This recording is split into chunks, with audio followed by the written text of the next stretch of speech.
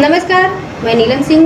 हमारे YouTube मंच में आपका स्वागत है। आपसे भी कई सांसद ऐसे आए हैं जो घिस घिस के आए हैं, 30,000 वोट से आए हैं, 5,000 वोट से आए हैं। आप अपने बल पे आए हैं, किसी प्रधानमंत्री के नाम पर नहीं। आप अपने बल पे आए हैं कि वो इंसान जो खुद को भगवान समझता है वो भगवान नहीं, सिर्फ इंसान है। जिन्होंने आज एक प्रधानमंत्री को नहीं, आज देश ने एक मजबूत नेता प्रतिपक्ष को चुना है। आज देश ने एक सत्ता को नहीं, आज देश ने एक मजबूत विपक्ष को चुना है। हम बात उठाएंगे उन छोटे दुकानदारों की जिनका दुकान, सालों का दुकान आज टूट जाता है जब एक मंदिर का विस्तार होता है। हम आवाज़ उठाएंगे उन बच्चों की जो आज रो रहे हैं, सालों की मेहनत आज उनका व्यर्थ हो गया है जब नीट का ये पेपर लीक हो गया है। प्रधानमंत्री मोदी जी के पास दो ही अस्त्र है, एक भय है और भ्रम है। भय वो दिखाते हैं इनकम टैक्स, ईडी और सीबीआई के साथ कि जब विपक्ष जब अपनी बात उठता है तो प्रधानमंत्री को भी, कैबिनेट को भी अध्यक्ष महोदय से संरक्षण मांगना होता है। मैंने ऐसा नज़ारा पिछले 10 साल में नहीं देखा कि नेता प्रतिपक्ष बोल रहा है, विपक्ष बोल रहा है और गृह मंत्री उठ के बोल रहे हैं कि हमें संरक्षण दो, हमें संरक्षण दो, हमें संरक्षण दो। सभी सांसदों को मैं विशेष रूप से अपने तरफ से शुभकामनाएं देता चाहूँगा कि वो इस चुनाव में जीत के आएँ। और विशेष रूप से मैं भाजपा के सांसदों को मैं शुभकामनाएं देना चाहता हूं क्योंकि आज इस चुनाव में उनको बहुत कठिनाई का सामना करना पड़ा।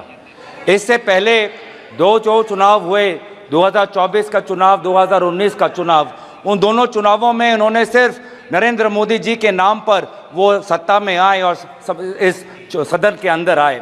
लेकिन इस चुनाव में उन्होंने खुद अनुभव किया होगा कि इस बार वोट उनको प्रधानमंत्री नरेंद्र मोदी जी के नाम पर नहीं, अगर वोट अगर आए हैं तो आपके काम और आपके परिश्रम पर आए हैं। आपसे भी कई सांसद ऐसे आए हैं जो घिस घिस के आए हैं, 30,000 वोट से आए हैं, 5,000 वोट से आए हैं। आप अपने बल पे आए हैं, किसी प्रधानमंत्री के नाम पर नहीं, आप अपने बल पे आए हैं। और इसीलिए मैं आपको शुभकामनाएं मैं देना चाहूँगा और याद दिलाना चाहूँगा कि भारत की आवाम इस वोट से ये कहना चाहती है कि वो इंसान जो खुद को भगवान समझता है वो भगवान नहीं, सिर्फ इंसान है। ये संदेश आज देश के जनादेश में हमें दिखाई देता है और मैं धन्यवाद करना चाहूँगा इस देश के आम नागरिकों का जिन्होंने आज एक प्रधानमंत्री को नहीं, आज देश ने एक मजबूत नेता प्रतिपक्ष को चुना है। आज देश ने एक सत्ता को नहीं, आज देश ने एक मजबूत विपक्ष को चुना है। और इसीलिए मैं देश के लोगों का आभार प्रकट करता हूं। हम आवाज़ बन के रहेंगे उन देशवासियों की जिनकी समस्या ना आज इस सदन में व्यक्त होती है, ना अखबारों में व्यक्त होती है। हम आवाज़ उठाएंगे उन गरीब लोगों की जो आज अस्पताल में लगभग 6-6 साल उनको रुकना पड़ता है पर उनको सर्जरी का अपॉइंटमेंट नहीं मिलता है। हम आवाज़ उठाएंगे वो सड़क पे सोते हुए युवाओं की, लोगों की जिन पर एक अमीर का गाड़ी, एक अमीर बाप का गाड़ी का बेटे का गाड़ी रेंगते हुए उनको मार देता है और फिर वो बेटा बाद में बेल पर निकल जाता है और उन जो लोग जो सड़क पे सोते हैं आज उनके बारे में कोई नहीं सोचता। हम बात उठाएंगे उन छोटे दुकानदारों की जिनका दुकान, सालों का दुकान आज टूट जाता है जब एक मंदिर का विस्तार होता है।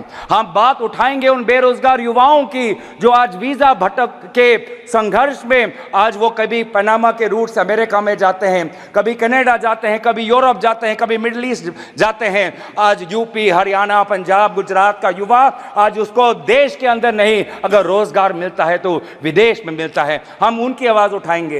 हम आवाज़ उठाएंगे उन बच्चों की जो आज रो रहे हैं, सालों की मेहनत आज उनका व्यर्थ हो गया है जब नीट का ये पेपर लीक हो गया है।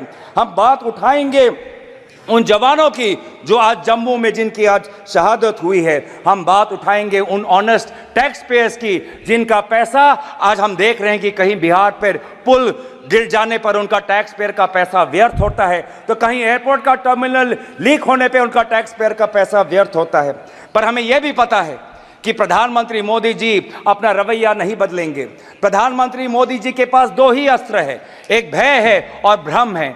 भय वो दिखाते हैं इनकम टैक्स, ईडी और सीबीआई के साथ, लेकिन देशवासियों ने इस बार कह दिया है कि हम इनकम टैक्स, ईडी और सीबीआई से डरते नहीं हैं। और दूसरा जो उनका अस्त्र है वो भ्रम का, वो हमने प्रचार में भी देखा, बांसवाड़ा में उन्होंने क्या कहा, बांसकाठा में उन्होंने क्या कहा, और जिस प्रकार से प्रधानमंत्री मोदी जी के भ्रम को देशवासियों ने लोकसभा चुनाव में नकारा, उसी तरीके से आज भी आप राहुल गांधी जी के भाषण पर जो भ्रम फैलाने का कोशिश कर रहे हैं, उस कोशिश को भी देशवासी नकारेंगे। कि जब विपक्ष जब अपनी बात उठता है तो प्रधानमंत्री को भी, कैबिनेट को भी अध्यक्ष महोदय से संरक्षण मांगना होता है। मैंने ऐसा नज़ारा पिछले 10 साल में नहीं देखा कि नेता प्रतिपक्ष बोल रहा है, विपक्ष बोल रहा है और गृह मंत्री उठ के बोल रहे हैं कि हमें संरक्षण दो, हमें संरक्षण दो, हमें संरक्षण दो। ये है ताकत लोकतंत्र की, जहाँ पे सत्ता पक्ष हो, जहाँ पे विपक्ष हो। अगर आपके पास सत्ता है, इसका मतलब ये नहीं कि आप सही हो। अगर हम विपक्ष में हैं, इसका मतलब हम गलत है, ये इसका मतलब नहीं है। सत्ता पक्ष और विपक्ष लोगों की दो राय रखता है और फिर जनता जनार्दन निर्धारित करती है कि वो किसको राय को स्वीकारता है, चाहे वो सत्ता हो का विपक्ष को। स्वस्थ रहने के लिए इस्तेमाल करें अयोध्या धाम का श्री राम नाम स्पेशल निरोगी चूर्ण और गुकनू।